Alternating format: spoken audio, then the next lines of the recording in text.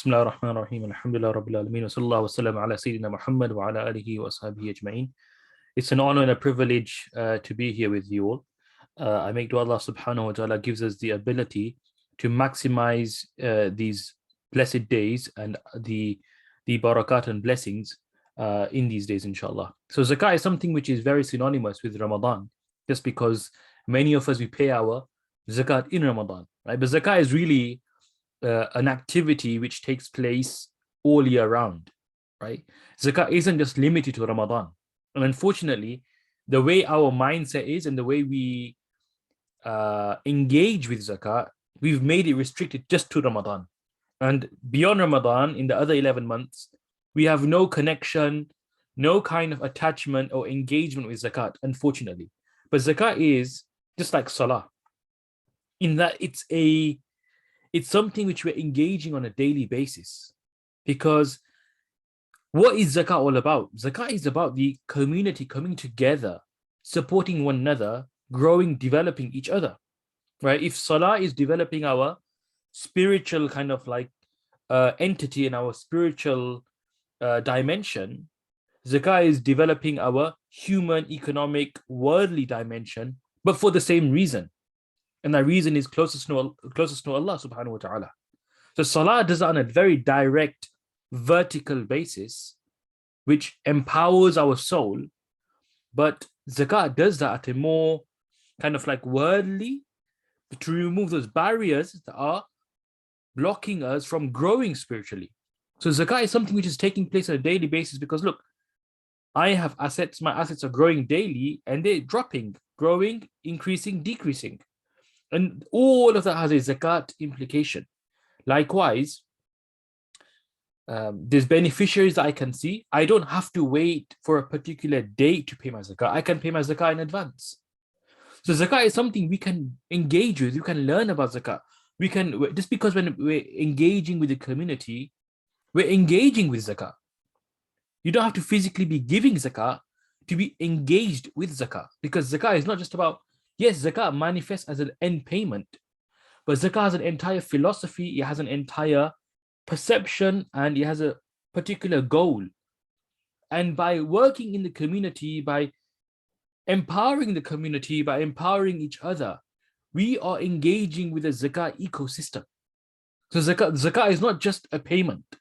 Zakat manifests as a payment, but zakat harnesses an entire idea in Sharia and in Islam, which is about community welfare, community development. It's about helping one another get close to Allah, making sure there's no economic barriers which are preventing and blocking somebody from attaching themselves to Allah. And yes, then it manifests as a payment particularly, but we don't have to just limit ourselves to a payment of zakat to help one another. Zakat is about helping one another. It is about having empathy. It is about, sympathizing with those who are struggling. It is about helping the poor and needy. It is about making sure that those who are drowning in debt are saved. It is about making sure that people can prosper economically so that they can get close to Allah.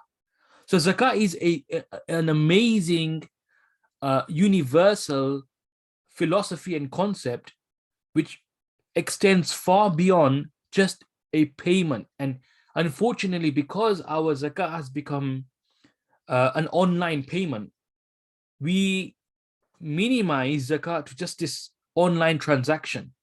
Whereas zakat is so much more than that. That's why it's so important to experience zakat, right? That's another point, right? One is doing zakat, one is experiencing zakat, or one is paying zakat, one is experiencing zakat. They're two different things. Experiencing zakat is physically going out there, literally going out there, finding people who are poor and needy, giving them zakat, sympathizing, saying some words of kindness to them, giving them a hand, lifting them up, right? That's what builds the internal emotions, the mindset, the framework internally to understand what zakat is all about. And that's when we realize that zakat is so much more than just a payment. It starts with a payment.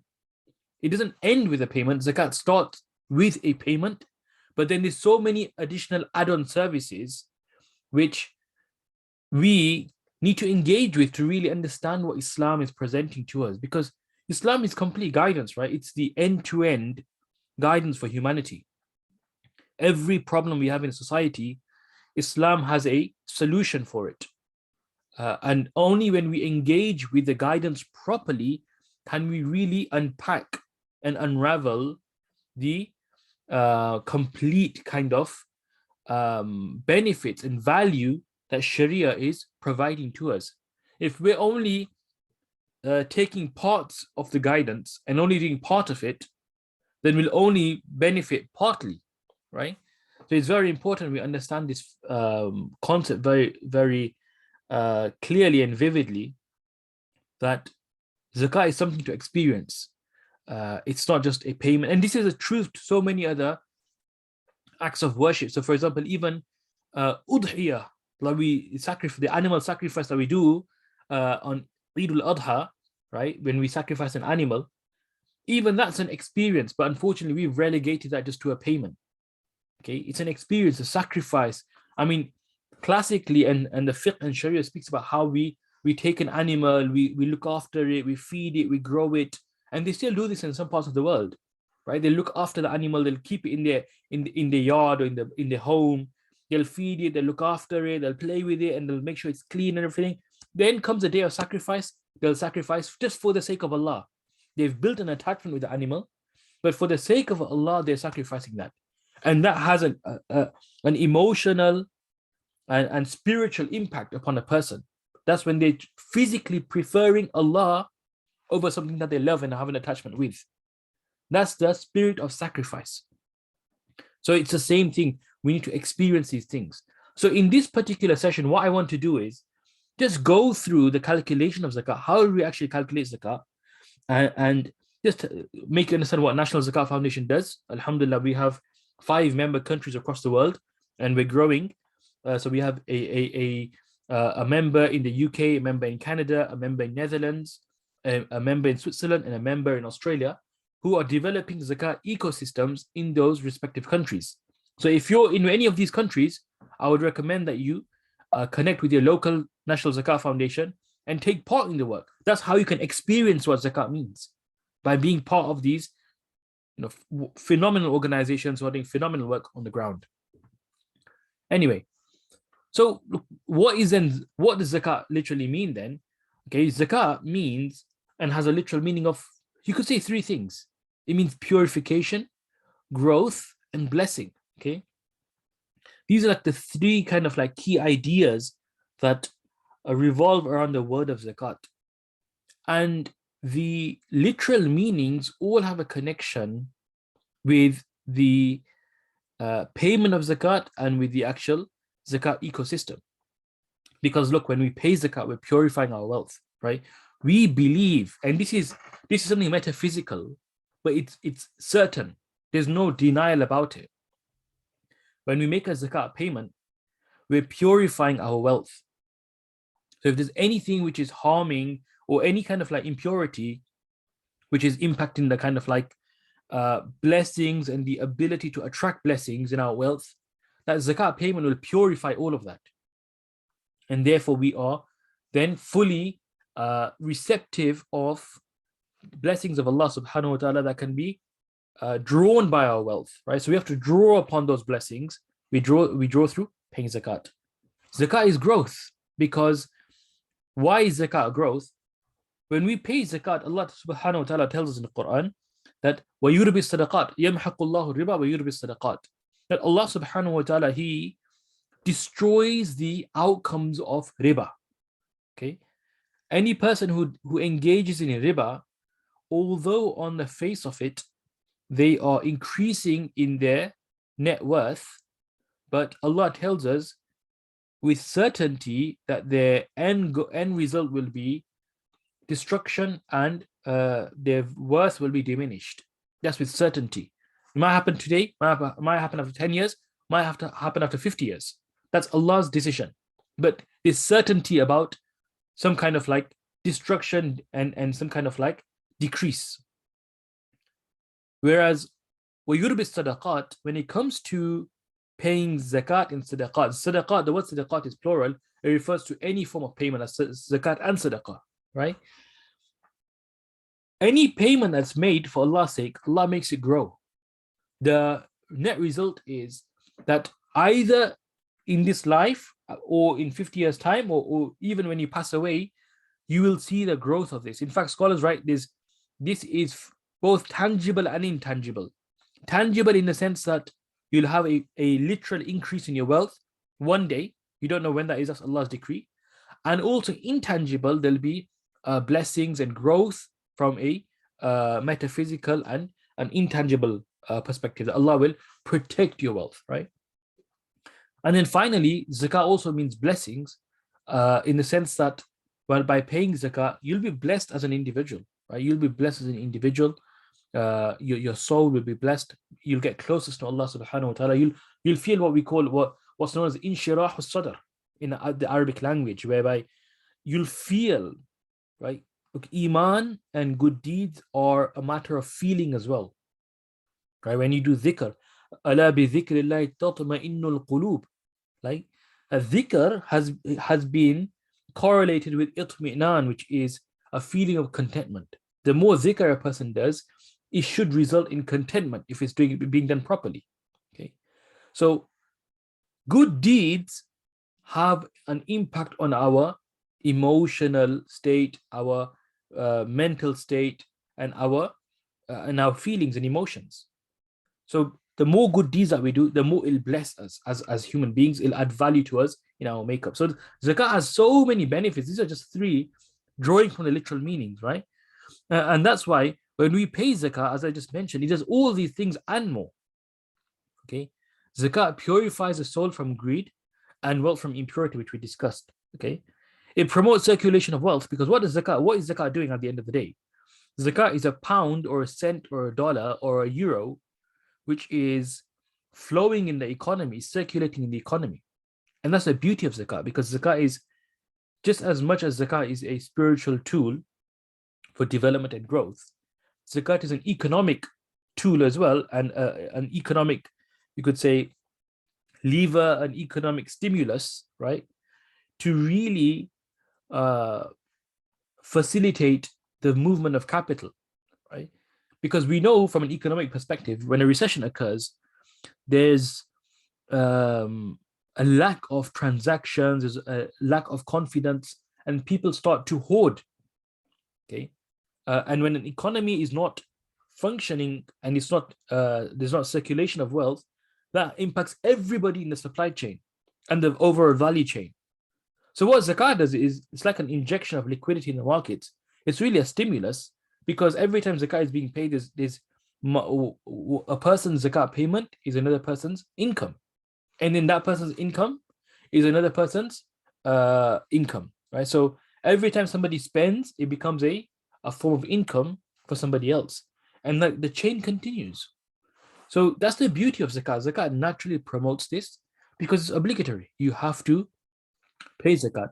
And if you look at the global zakat market, right, some estimates say there's as much as 300 billion, whereas some more kind of like speculative assessments are of like up to $1 trillion worth of zakat globally. If that's the case, you can imagine how much, and that's annually, annual payments. Right? You can imagine how much zakat there is to be paid, and in terms of value, how much there is annually, how much it can solve the issues we're facing globally across the world. So zakat has huge potential if channeled correctly and appropriately. And then salah and zakah are mentioned 28 times together. That just shows you the importance of why we need to engage with this pillar, because it has been mentioned 28 times in the Quran with salah. So just like we perform salah with diligence, with devotion, and we give it our all, we need to engage with zakat. I think honestly, we need to engage with zakat much more than just the month of Ramadan. This is the weakness that we have. It's because we've kind of correlated zakat just to be a payment. That's the problem, right? We think zakat is a payment, and therefore, when my zakat year end comes, I'll just make the payment and I'm done. Yes, zakat is a payment at the end of it, right? But there's so much more to zakat. Zakat adds so many other layers to think about, because it's not just zakat is not just a ritual that you just pay and it's end off. Zakat is teaching something to us. Zakat wants something from us. Sharia has made the pillar of zakat a pillar of Islam because it's fundamental to our existence. Islam is our identity. So zakat should be an identity, right? Zakat should be our identity. And it can't be that your identity is just one payment that you make one time in the year. That's not what you call an ID. Because an ID, an identity, is something you carry with you every day. Wherever you go, you show the ID. Look, this is my ID. So what does it mean in zakat to be your ID? It's this idea of being part of an ecosystem. It's this idea of having sympathy. It's this idea of being there for one another. It's this idea of developing a community. This idea of making sure everyone in your environment is, sustainable, and they're growing, the development. That can be through a payment. It can be through physical support. It can be through just saying a good word. And the Quran tells us, right? قَوْلٌ مَعْرُوف, right? Allah tells us that, even to say a good word, خَيْرٌ مِنْ صَدَقَةٍ يَتْبَعُهَا أَذًى. Allah tells us it's better than a payment where a person then, brags and boasts or says negative things thereafter. So even in the context of the Quran, when we talk, and that's why sadaqah, right? In the hadith, sadaqah is of so many types, right? Sadaqah has been described in so many ways. Not only payments, but sadaqah is also good speech, helping one another, feeding people. There's so many forms of sadaqah, and that's what the zakat system is, to build this society of good doers and this community who are genuinely there for one another. Develop a society, a unit, it's a unit. It's a group of believers who are protecting one another and then representing Islam to the wider community. Right? That's what zakat is. Zakat develops a community, and every pillar does, in fact, right?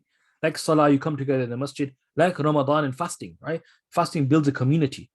So it's an amazing worship we need to engage with yearly, throughout the year, not just one time in the year, right? And finally, zakat is a means to recognize Allah subhanahu wa ta'ala. How is that, right? Because look, as I was mentioning, it removes the barriers that are there which blocks a person's recognition of Allah subhanahu wa ta'ala. Right? It removes those barriers because the hadith tells us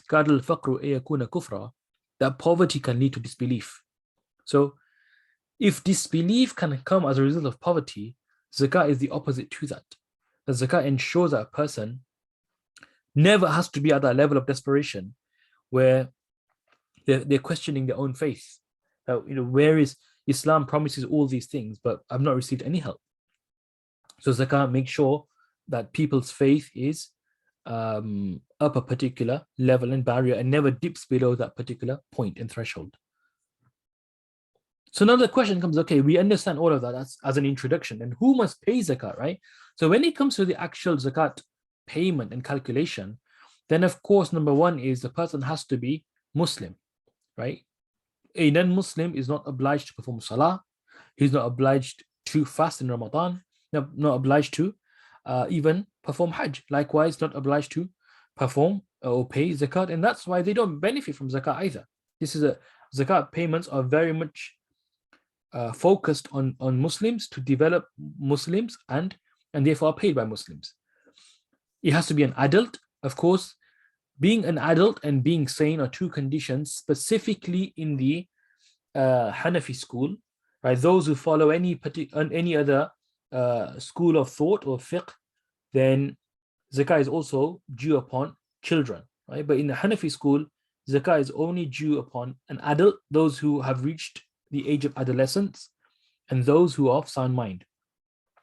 And finally, a person has to be in complete ownership of Nisab, which just means that any person, before they pay zakat and when they do pay zakat on that specific date in the year, then they have to have a certain amount of wealth, right? No, zakat is not due upon everybody. It's due upon, well, there's three types of people in the community. You're either a zakat payer, a zakat beneficiary, or you're in the middle. You're neither a payer nor a beneficiary, right? You're a payer if you have wealth, zakatable assets equal to Nisab or more. You're a beneficiary if you have no zakatable assets whatsoever and no surplus personal assets, and you're below the Nisab. You're a zakat beneficiary. You're entitled to receive zakah. And you're neither of them too, meaning you're neither a beneficiary nor a payer, if you have no zakatable assets, but you have so many surplus and excess assets. For example, a person has 5 houses, he's only living in one, but he has nothing else, right? No other wealth, cash, nothing. Because he has 5 homes or 4 homes he's not using at all, that will prevent him from being a beneficiary of zakat. He'll have to, because those are surplus assets he's not using at all. So he'll have to liquidate those before he can benefit from the zakat pool, right? So that's how people say it. So you have to be in ownership of Nisab, which is a threshold before you become a zakat payer. So what is the Nisab? See, the Nisab is this minimum threshold of zakatable assets. And there are two. There's gold and silver, and different scholars advise different things. All I would advise is just ask your local scholars and your local kind of teachings on the Nisab and just go accordingly. These values are just approximates. It's much more than what there was presented on the screen in terms of pounds. But to just give an indication, the Nisab is more than 4,000. Gold Nisab is more than 4,000 pounds now, and the silver is similarly over 400 pounds. But that's like the two Nisabs are at hand. Certain scholars advocate for gold, and some scholars advocate for silver. At the National Zakat Foundation, typically the National Zakat Foundations, they advocate using silver still. But there are certain scholars who are definitely of the view that we should be using gold Nisab given the current cost of living crisis and just the current kind of like economic outlook, where many people who have 400 pounds are still very much in need, because 400 pounds might just last you for a week or a couple of days, and a person is not deemed wealthy at all by just possessing that much. Rather, a person who owns only a net worth of 400 pounds could be very much in need, right? So that's why some scholars are of the view that we should consider gold, and which I think is reasonable and makes sense. So let's just look at, how does then the zakat year work, right? Look, zakat is, when it comes to the payment of zakat, we have to keep in mind the start and end, right? So in this diagram that you can see in this chart, you can see that a person, he became, if this is a nisab for argument's sake, remember nisab is never a flat line like this. The nisab literally moves up and down constantly because it's pegged to these precious metals, right? But if, for argument's sake, the nisab was just 214 pounds the entire year, in a person, he had wealth above the threshold in nisab, right, in a particular month, right? And so just say here, and his wealth at the end of the year, see, he's had wealth we look at 2 points, the beginning and the end. If he had wealth at the end of the year over and above the nisab, he'll have to pay zakat. So in this example, if he had at the end of Jumad al-Ula, he had 300 pounds, he will have to pay zakat, right? Because he's got wealth above the nisab. So that will be 2.5% of 300 pounds, £7.50 as an example, right? So this is very clear. This is according to the Hanafi school, and even in fact the other madhabs, right? So even the Shafi'i school and the Maliki school and the Hanbali school, they all agree with this. There's no difference of opinion in this particular scenario where a person remains above the nisab the entire year. There is a difference of opinion among scholars and schools when it comes to a person who goes below the nisab in the interim, right? Or in the middle of the year, or any part of the year for that matter, whether that will reset their zakat or not, right? So this is another example. Now this is the opposite, where a person, he has, his year initiates in Jumad al-Thani, right? Where he's got over approximately 650 pounds above nisab, But then by the end of the year, you see his wealth is below the nisab. According to everybody, there's no zakat to be paid because his wealth is below the nisab now, right? So there's no zakat to be paid. This was the nisab. His wealth at year end is below the nisab. There is no zakat to pay. Again, a very similar, a very straightforward example. Everybody would agree with this. There's no difference of opinion. Now, this is another interesting dynamic whereby if a person had zakatable assets, right, above the nisab and threshold, but then as the year goes by, he dips, he keeps going, and he goes into the negative, into the minus. What that does is it cancels your entire year now, because if you've gone into the minus, you're negative. And you've lost, for example, all wealth, you have no money whatsoever, right? All your wealth is gone. In fact, you're in debt. So there's no money whatsoever now, right? You've lost all your money, all your assets. There's no assets whatsoever. You have to make payments to several creditors who are pursuing you. You have no zakatable assets left whatsoever. Then you start working again in Safar and you start building your assets again. And comes Rabi' al-Thani, you have now Nisab. Your whole or your new year will begin from this particular date once you hit the Nisab again. And that'll start a whole new year. And so your year can change. It's not that every person will have a fixed date for the entire lifetime. That's not necessary. If any time in the year you lose all your assets, or at the year end you don't have zakatable assets, this is the actual ruling, that if you don't have the nisab, if you don't own zakatable assets equivalent to the threshold or more at your zakat year end, then that year is cancelled. That year is cancelled. Meaning you no longer will take into consideration that particular date. Rather, you'll wait until the next time you have a nisab and you start a new year. A new year will begin. So that's why that's something which to keep in mind. And that's why zakat is, we have an intimate kind of connection with zakat almost throughout our year. And zakat teaches us to be very mindful of our wealth, to be very prudent about how much money we have, our expenses, budgeting, forecasting, all these things zakat teaches, because for zakat to be calculated correctly, a person has to be on top of their wealth. You have to know what's my net worth right now. What are my debts? So zakat goes beyond just a simple payment. Zakat is actually teaching discipline, is building financial literacy, because only a person who has some level of financial literacy can understand all of this and have some kind of diligence and some kind of concern over their wealth. So it's an amazing, so Sharia and Islam naturally teach diligence, prudence, and consideration of your own wealth. This is like an inbuilt element of Sharia and Islam, which is amazing, to show that Islam is not just a faith which is just ritualistic end to end and there's no sense in it. In fact, it's very much engaging and very much for our benefit, for our worldly benefit and the other worldly benefit, for the akhirah, right? So it's an amazing end-to-end kind of system that we've been given to enrich our lives and enrich the earth and the people living in the earth, right? And the world and the creation.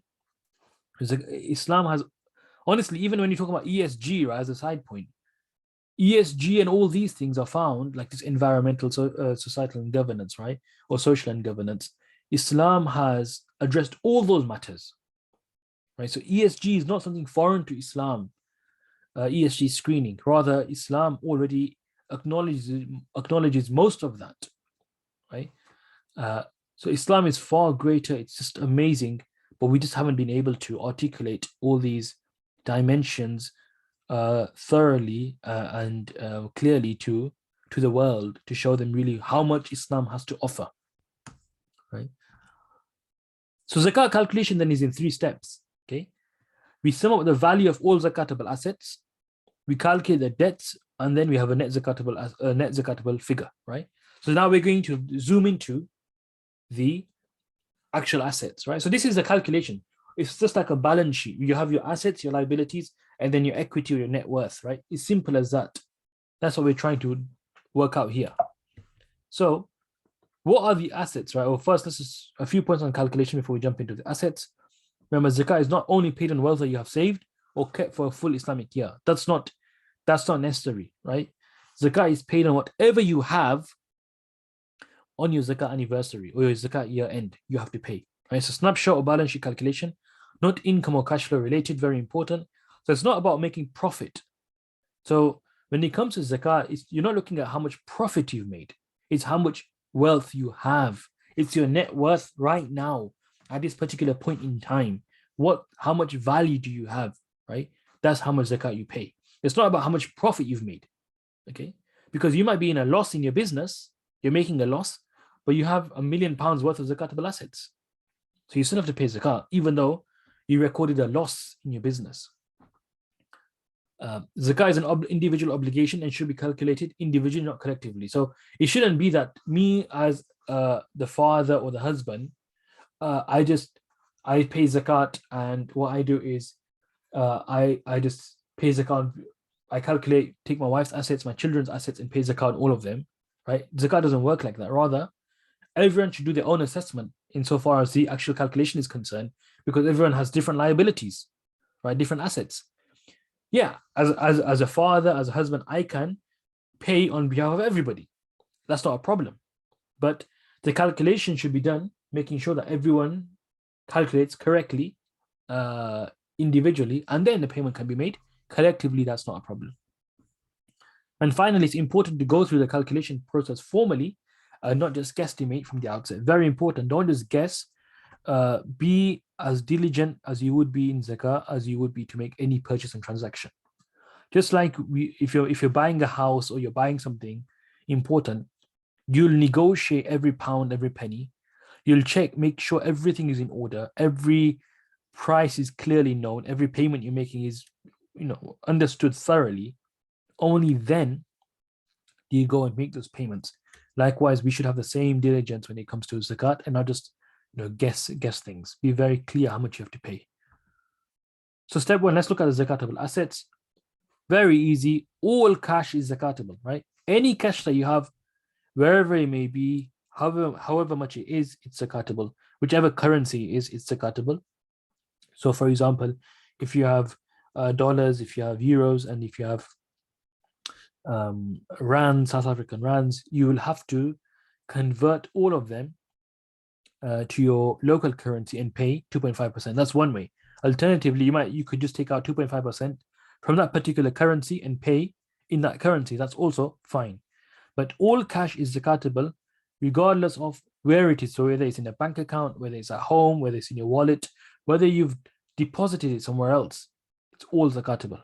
Any unlawful income that you have, of course, we shouldn't be earning interest, but if a person, unfortunately, for whatever reason, has interest earnings, they should dispose of that and all of it, right? Not just 2.5%, rather the entire amount should be given away and disposed of in charity. Gold and silver, very, very simple. That again, for the Hanafi school, whatever gold there is, whatever silver there is, it's fully zakatable at 100%. So 2.5% of the gold and silver value that you have. What you need to do is you need to work out the price per gram of your gold, right? Depending on the carat. So each carat has a different value. So if it's 22 carats, if it's 24, 18, 12, the value is different because, of course, the alloy is mixed. It's not pure. So the value of gold differs. So what you need to do is work out the price per gram for a particular carat of gold that you have, and then you just pay 2.5% on that. And this is regardless whether it's jewelry, whether it's just bullion, whether it's an ingot, whatever it is, in whichever form, you have to pay zakat on it. The other schools of Islamic law are of the view that no, zakat is not due upon gold and silver, which is jewelry and users' personal accessories or personal jewelry by sisters. Zakat is not due upon that. It is only investment gold or gold which is dedicated as savings, which are zakatable. right? Or currencies which are gold and silver, right? That's the view of others. And just two other points: mixed metal jewelry. So you might not have pure, as I mentioned, pure gold, but you still have to pay zakat on the percentage of gold that's there. So therefore, white gold is also zakatable, depending on the amount of gold that you have in that particular jewelry. And finally, you could use a scrap gold value, which is like the second-hand gold value. You can find out from your jeweler how much that is and pay accordingly. You don't have to pay using the new gold price, which is slightly more expensive than second-hand used gold. Business assets. When it comes to business assets, from it's simply those things which you've purchased to resell. So anything you've purchased to resell, your trade assets are zakatable, right? So any typical business on the high street, they're trading, all the goods that they're trading in are zakatable assets, right? They'll take the retail value and pay zakat accordingly.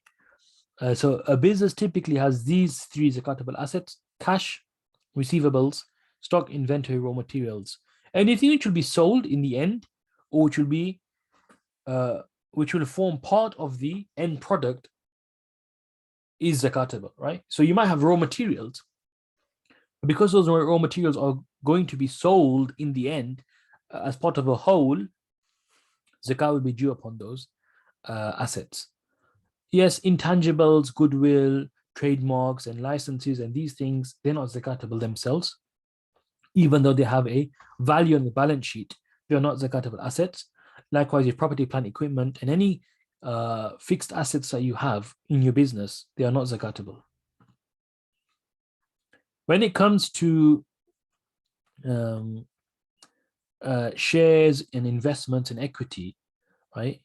Then if you're trading in shares, if you're trading, again, if you've got like a trade desk kind of like approach, right, where you're just buying and selling, you're not really holding long term or investing for dividend, or just buy and hold strategies where you're just investing for the long term with no like real certainty of what you're going to do, but just growing your wealth, but not trading your portfolio, then zakat is not due upon the whole amount. Yes, if you're trading, zakat is due upon the full market value, you pay 2.5%. But if you're not trading, rather you just got to buy and hold or long-term kind of investment where one day you liquidate when, if need be, and when needed, but right now there's no real intention to resell, then zakat is not due upon the full value, rather is just on the net zakatable assets of the company. In that scenario, you can just take a proxy, right? Really, what you have to do is go through the balance sheet and understand exactly the percentage of net zakatable assets, right? But for most people, that's very difficult, very cumbersome, and very challenging. So at the National Zakat Foundation, we developed a proxy of 25% looking at the FTSE 100, and majority of the companies were below 25% when it came to their zakatable assets, and that's why we feel it's a conservative and safe proxy to use to cover the potential zakat liability in a company. Pensions. Now, when it comes to pensions, your national insurance is not zakatable. There is no zakat due on national insurance contributions. Final salary schemes, which are your defined benefit schemes, we're of the view that there's no zakat due upon that either. Money purchase schemes and your defined contribution schemes, as a National Zakat Foundation, we're of the view that that is zakatable, but relative to the type of pension that you have, right? There's different types of pensions out there. So what I would recommend to anybody who has a pension is visit the National Zakat Foundation website, nzf.org.uk, and if you use our calculator, there you'll be prompted on the type of pension that you have, and it'll tell you then how much zakat is due upon that particular type of pension. So we've divided pensions into different types. We have like a fixed income pension that we looked at, mixed assets fund that we looked at, a Sharia pension. We looked at an equity pension, which is not Sharia compliant or labeled as Sharia. And then we have like a property pension. So we've developed different proxies for the types of pensions that we looked at in the market. And we've assigned proxies based on research, which is available online. You're free to look at that, inshallah, and benefit from that if that's something which concerns yourself. When it comes to receivables and money owed to you, then there are two types of receivables. Some receivables which are zakatable, and the rest which are not zakatable.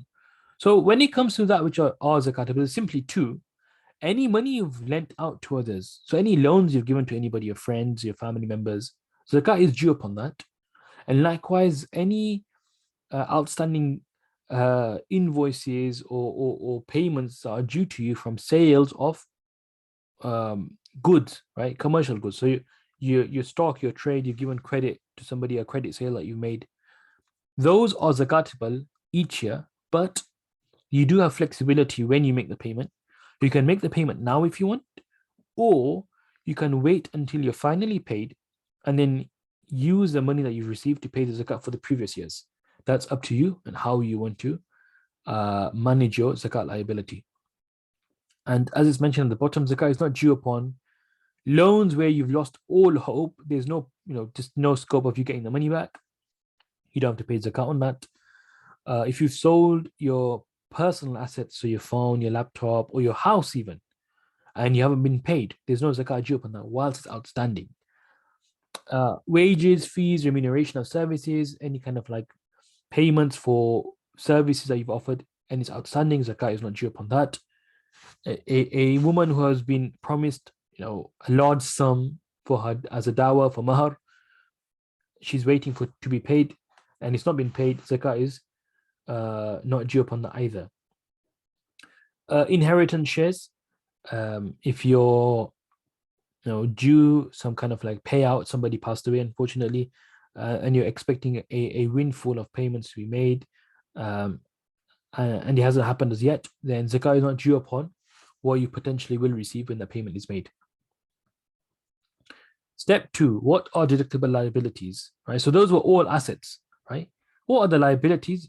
Very easily, anything that's outstanding or due for payment is deductible, right? So anything that's due right now can be deducted. Scholars gave permission for up to 12 months of payment. So for example, if I've incurred a payment and it's due right now or due within the next 12 months, I can deduct that right now. So for example, my council tax, right? You have the option to deduct that. You don't have to deduct it if you don't want to, but if you want, you can deduct that. It's not a problem. Because a council tax is you billed the full amount, but then you're just paying in installments, right? As an example. Or you've made a purchase and you're paying over 12 months. You can deduct the full amount. Again, it's something that a person can deduct. They don't have to deduct if they don't want to. Payments and debts which haven't been incurred as of yet, but are correlated to future consumption and use, then that's not deductible at present. So your electricity bill for the next 6 months, because it's not been incurred as of yet, it's based on consumption, and it's like what you call a pay-as-you-go system. Anything which is pay-as-you-go, you can't deduct right now because you only pay when you go, right, or when you use. So it's pay dependent upon usage. That's not deductible right now because it's not been incurred as of yet. For long-term debts, right, if you have a mortgage, unfortunately, if you just like for whatever reason you have a conventional mortgage, then you can only deduct the capital and the principal that you'll be paying over 12 months, not any interest amount. Likewise, if you even student loans, there's a debate among scholars whether you can deduct student loans or not, because that's deducted at source from your wage slip. It's not something which you are physically paying with your net wage. Rather, it's taken out before you receive your wage. So whether it's a deductible at all or not, it's something of debate among scholars, right? So finally, the calculation, what does it look like? You add up all your assets as mentioned earlier, you deduct your liabilities, right? And then your net zakatable assets. Your zakat will be 2.5% of this C, right? It's as simple as that. So you add up your zakatable assets, which you mentioned, deduct the liabilities if you want, and then you pay 2.5% on the net and the remaining that's there, right? Who can't receive zakat then if you finally paying zakat? Zakat can't be used to or given to anyone who's from the family of the Messenger of Allah sallallahu alaihi wasallam. They will be honored with sadaqah and other forms of payment and gifts, but not with zakat. Zakat can't be used to build mosques, schools, hospitals, burial expenses, or anything of that nature for infrastructure. Zakat can't be used for that.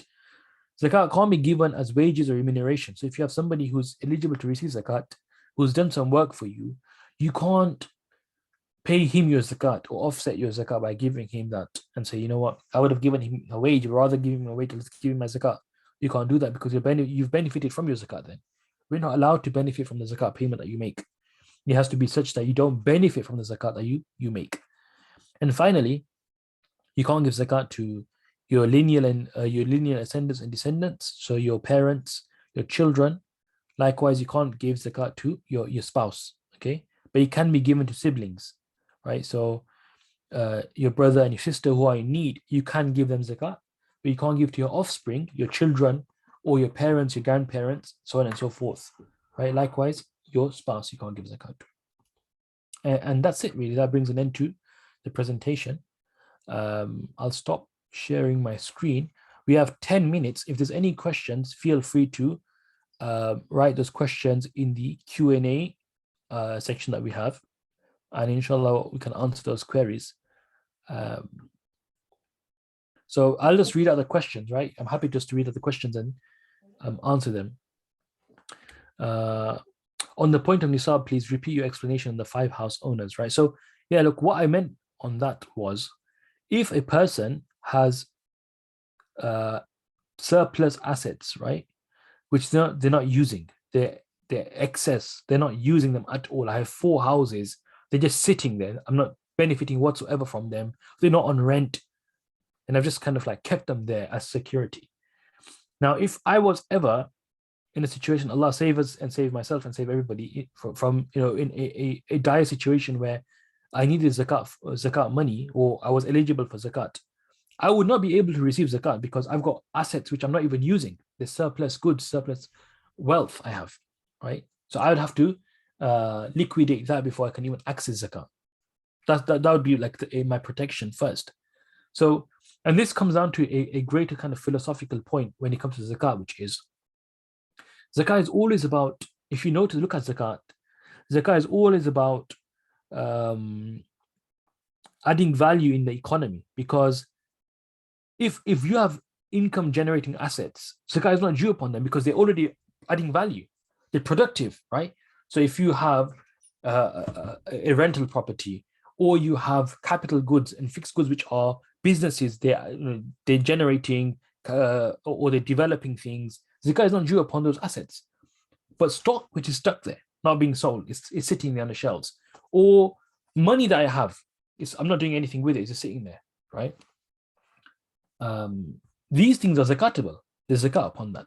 And likewise, if I have goods which I'm not even using, they're just surplus, they're not benefiting anybody, that doesn't mean I have to pay zakat upon that. These are non-zakatable assets, right? But they're just sitting there.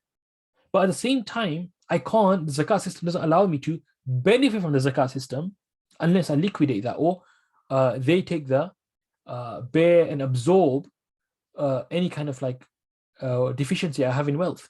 So the zakat system is an amazing system whereby it's a full ecosystem that which unlocks wealth and makes sure all our wealth is being utilized one way or the other. And a person is not just hoarding wealth, right? So that's that, right? Then the next question is zakat must on investments in REITs? Yeah, zakat, yeah. If you have a REIT, then the dividend income will be zakatable. Not the actual value of the properties in the REIT, but the dividend income, yes, will be zakatable. You have to be very careful on the type of REIT that you have.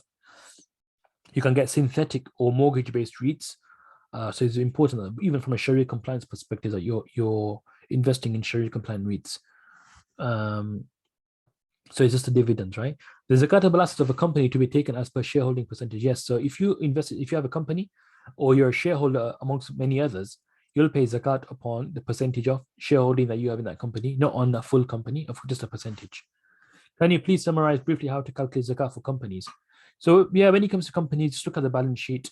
Yeah, but it's challenging. I mean, when you're using a balance sheet, it's not so straightforward and so easy, because a balance sheet is historic. It's not something which is present, and you'd have to make adjustments. You'd have to make sure that even the line by line item on a balance sheet, the prices are at cost price typically. They're not at retail price.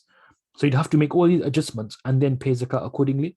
So if there's been a large payment that's been made, or you've just received some new stock, or anything of that nature which requires adjustments, you should make adjustments to the balance sheet if you're using the balance sheet and pay zakat accordingly. Then also the issue of the year, right? If you're using a balance sheet, you're going to be using the Gregorian calendar.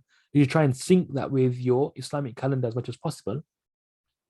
If that's not possible for whatever reason, then there is scope to use the Gregorian or solar calendar for zakat purposes in a business, right? But the IOFI standards then stipulate, and which makes sense, that a person uses 2.577% as opposed to 2.5% because of the discrepancy that exists between a lunar calendar and a solar calendar, right? So you pay 2.577% on a company, not 2.5% if you're using the solar calendar. Next point, do we have to pay zakat on gold and silver with gold and silver, or is it okay to pay with fiat currency? Yeah, you can pay zakat on gold and silver with with fiat currency as well. You don't have to pay with gold and silver itself. Is it okay if some certain organization to collect zakat? I mean, you just have to make sure that any organization which you give you zakat to, you must be very you should do your due diligence and make sure they're using zakat properly and spending zakat properly. I would recommend that there should be a transparent zakat policy. They should have like an external zakat auditor, a zakat advisor, internal zakat advisor. These are definitely things that they should have before you give your zakat to an organization. There should be transparency. You should know how your money is being used and how your zakat is being spent. What happens if you receive bonus above Nisab level one day before Ramadan? Yeah, in that scenario, you'd have to pay zakat on it. Even if you receive it one day before Ramadan or one day before your Nisab date or Zakat Year end, you have to pay zakat on it. Please explain a bit more about third type who is neither zakat payer nor taker. Yeah, so what I mean by that is a person who has excessive goods. So for example, you have so many non-zakatable assets, right? Which are just surplus. For example, I bought 50 laptops. I only use one laptop. I bought 50 laptops, not with I bought them with no intention to sell or clear intention to sell. I just bought them, I've kept them, but I'm only using one. So the question is, what happens about the 49?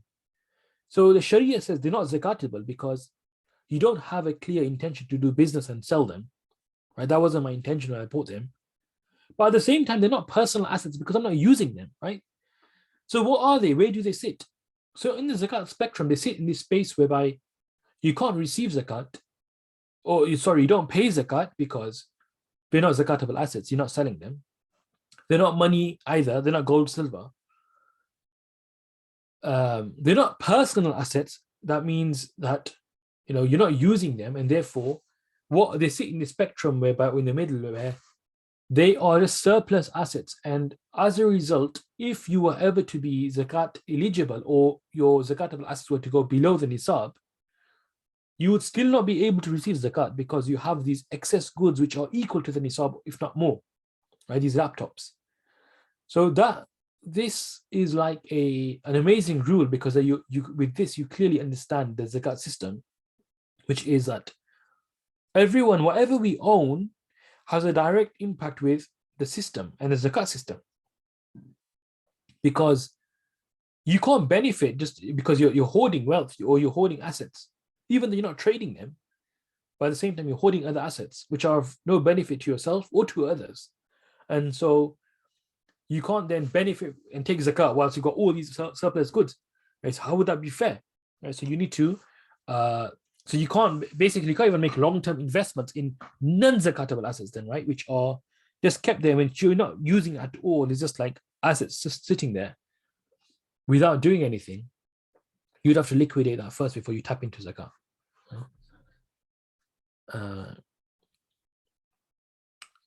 A person have 3 houses, one in which a mother stays, and the others which are rented out. Yeah, so you don't have to pay zakat on any of them, only the rental income which are rented out. Right? So I think we'll stop here. Look, if there's any other questions, I would recommend you to contact any of our National Zakat Foundations. So we have an NZF in Canada, NZF in Australia, an NZF in UK, an NZF in Netherlands, and NZF in Switzerland. Wherever you are in the world or your closest NZF, feel free to reach out, inshallah. for zakat calculation queries, and I'd also recommend you to check out their websites and benefit from all the information services that these wonderful entities provide. I'd like to hand over now to Ahsan from Taif to close the session, inshallah. Jazakallah khairan, Sheikh. Thank you very much for explaining all the 3 steps of how zakat is being paid, who's eligible, who's not eligible in the calculation part. Thank you very much for all the participants who have joined. Inshallah, we'll have our 3rd class on zakat distribution and impact measurement by Razwan Yusuf, inshallah, on the 17th of April. So looking forward to see you there. Thank you very much, Sheikh, for your time once again. No, Jazakallah khair, it was a pleasure. Assalamu alaikum. Wa alaikum assalam wa rahmatullah.